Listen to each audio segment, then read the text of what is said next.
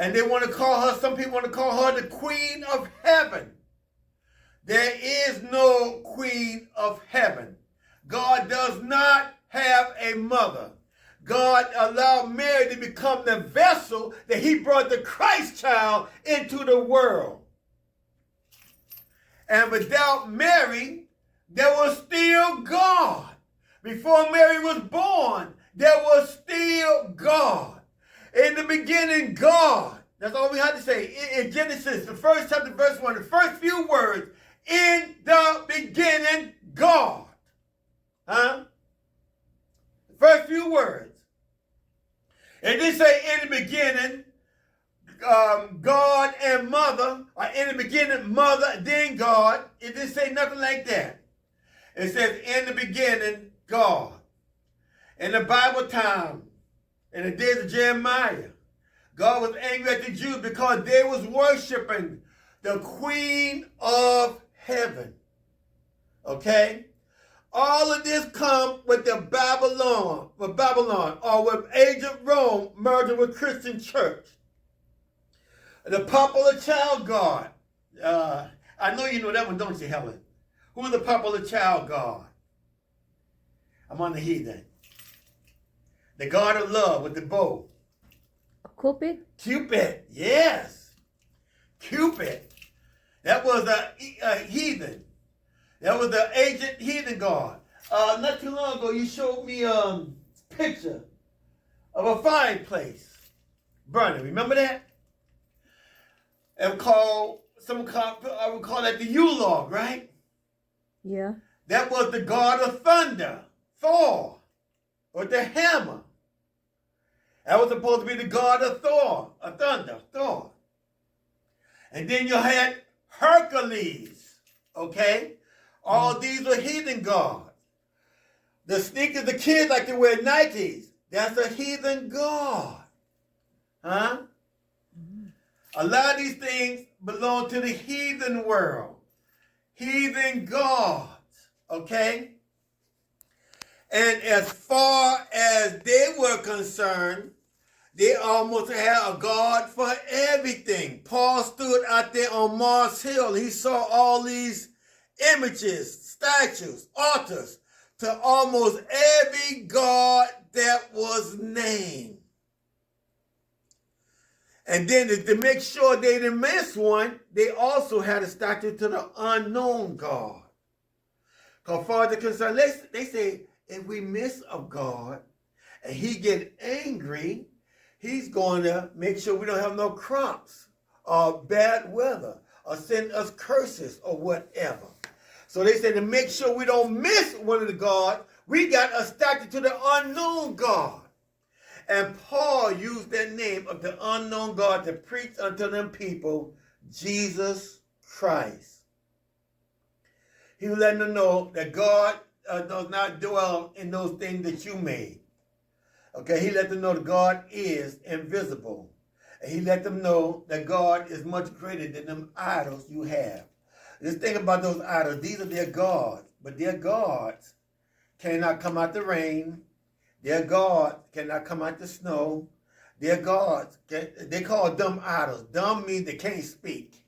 Okay, that's what dumb means. They're unable to speak, so they're called dumb idols. But yet, and still, people still use these things for God. Today, we got gods too. We made gods out of our money. We made gods out of our properties.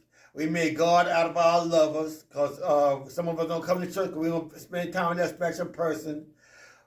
Some of us want to be gods ourselves because we are educated. We got so many people under us at work, so we want to call ourselves a god or a goddess, okay? But actually, there is a God in heaven. And this is what the problem with the church today is, that they need to speak up and tell the truth. Let me tell you something. If you got to hurt somebody's feelings, hurt somebody's feelings. I'd rather hurt your feelings and have you on your way to heaven than to pat you on your back and watch you go to hell. Okay? So if you got to hurt somebody's feelings, you got to hurt somebody's feelings.